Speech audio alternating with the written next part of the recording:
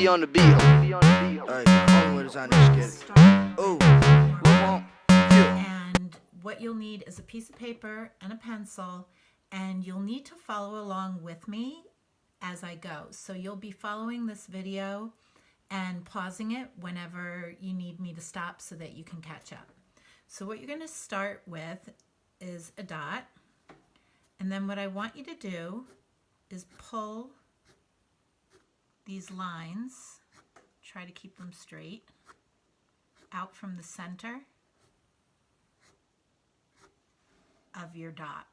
Come over here, try it again. Now the interesting thing about this is when I pull it straight down, it's very easy. But going out at certain angles, it's a little more challenging. You'll see what I mean. And what this does is it helps you with controlling your pen when you go to make a drawing, and it loosens you up. be on the beat. Alright, only way to sign this kid. Ooh, Going. Ooh, wow. Ooh, Ooh, only way to sign this skid. Ooh, hopping out the rave and skid it. Smashing on it. Okay. The next thing you're going to do is you're going to draw circles that radiate out from the center. And it's interesting because having those lines that radiate outwards, like rays of the sun, really help you with your circles. You'll find you get a much better circle than you would if the lines weren't there. You can also try doing some oval circles.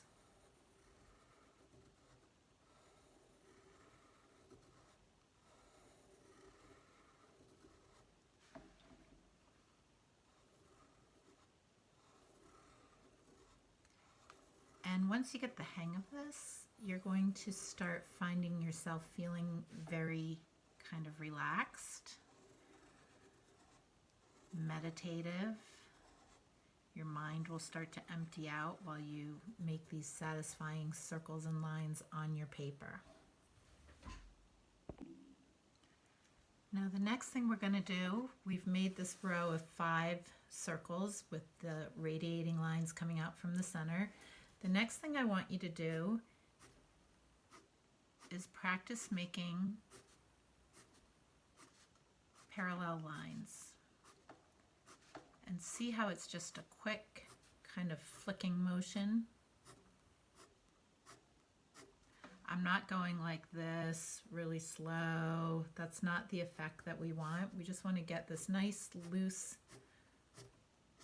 flicking motion. And when you're done with that, this is actually called hatching. It's a way of shading when you're drawing. When you're done with that, you can turn your paper around and do some cross hatching. And just practice getting quick and easy with these parallel lines that don't cross over each other. Do a third layer, turned in another direction. But again, you want these nice quick flicks of your wrist and your pencil. I'm just pulling it towards me. This is the easiest way for me is when I just pull the line straight down, like so.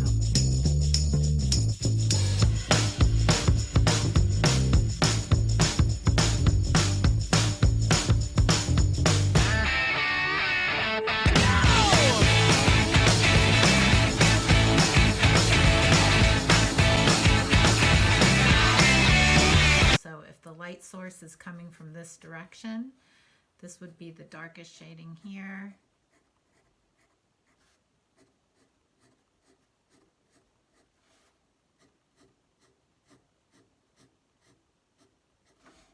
Like so. So practice doing a few cubes.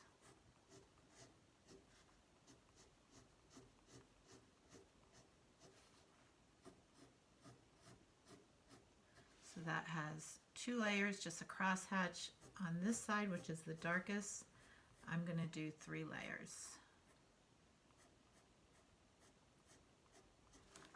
And you can even do some cross hatching here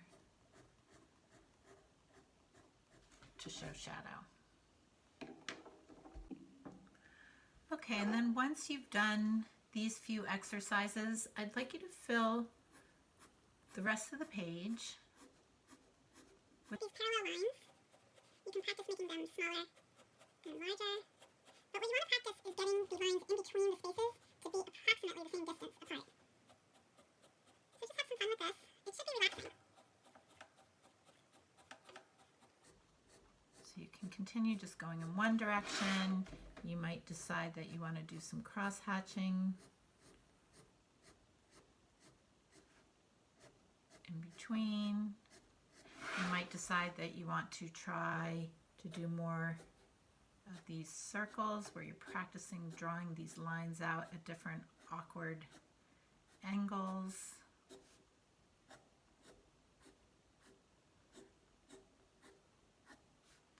And fill your page. A form of controlled doodling. And this kind of practice is going to warm you up for our next activity. Oh, I didn't mean to do that.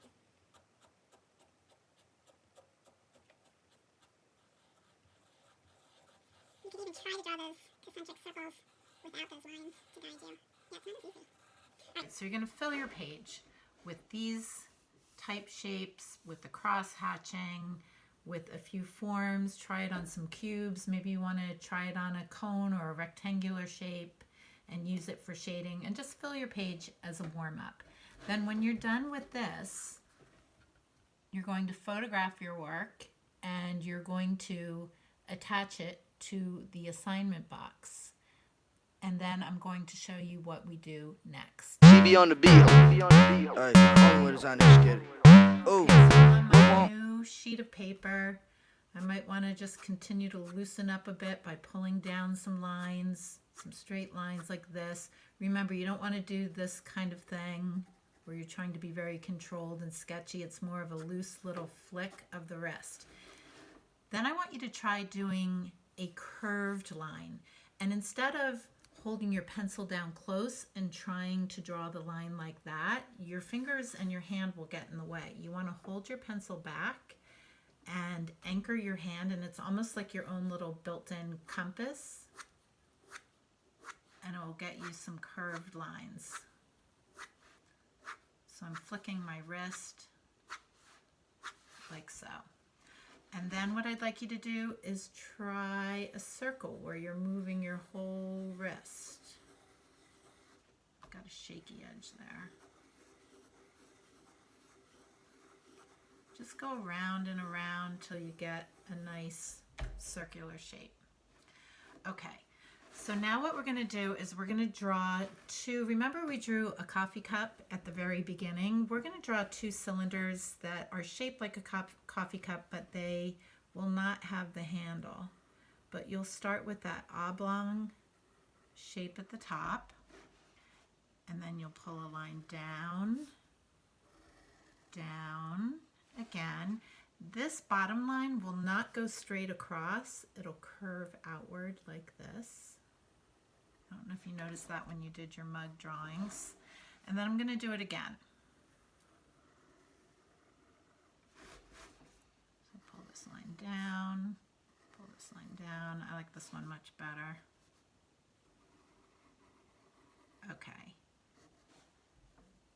Now, if the light source were coming in this direction, we would want to shade this side of the can or the cylinder.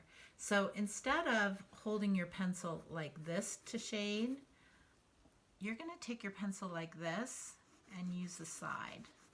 It's going to be a much smoother action. And what you're going to do is shade in as if the light were hitting it from the right hand side.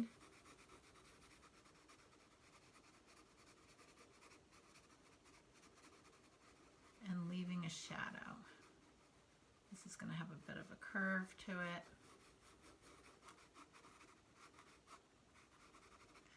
Okay, and then we would shade in here a bit. This is the part I didn't like here. I try not to use my eraser, especially when we're just kind of practicing.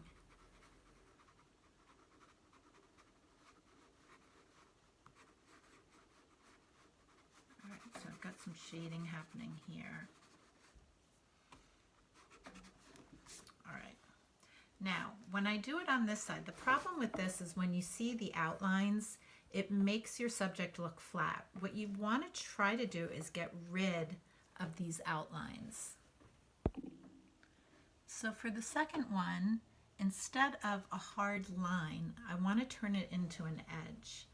So the way that I do that is by making my shading much darker so that you don't see just a line standing out.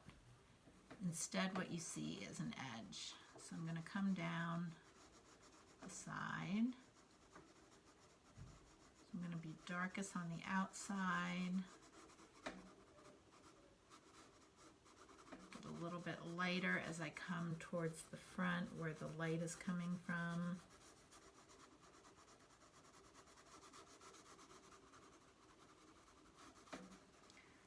Again, we've got an edge up here, so I want to get rid of that hard contour line.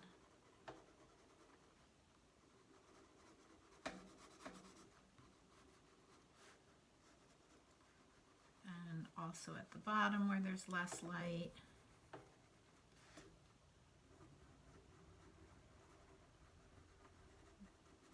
Get rid of some of this in here. So I'm going to keep coming in here. So on this side, because if the light is hitting here, here's the shadow, and it goes from darkest to lighter, lighter, lighter. And then I'm smudging there. Then what I want to do is create another edge over here by doing a background. So if I shade along the edge here,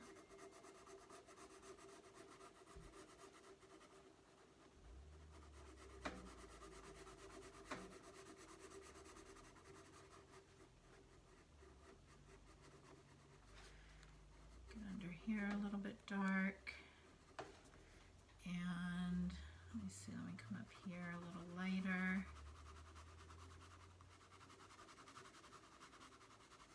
We'll do a little lighter shading here. And then I'll get darker over here, because that's where we will also see a shadow. So you can see, and this is a very kind of quick sketch here, but you can see how this looks much more interesting and much more three-dimensional when you get rid of those edges. Then as we did in the first one where we had these hard solid lines that we just shaded the inside. That looks more flat, and this looks more three-dimensional. So even if you put that shadow over here like you would do, still this ends up looking much more three-dimensional. So I'd like you to give this a try.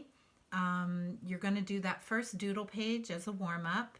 Then I want you to draw 2 cylinders side by side. The first time I want you to shade with the hard edge on the outside. And then the second time I want you to use my shading technique where you get rid of the lines and you make edges instead. So you're going to need to use this video as you go, as you're drawing. You're not going to be able to watch it and then just do it on your own. I want you to follow along. And you will need to pause it here and there so that you can catch up and really look at what you're doing. So you're going to have 2 pictures from me, 2 pictures of student work. One will be of all the warm-ups with the spiral lines and the hatching and the cross hatching and the cubes, and the other page will be of the 2 cylinder shapes shaded differently, one with the hard contour line and one with the softer edges. Okay. BB on the beat.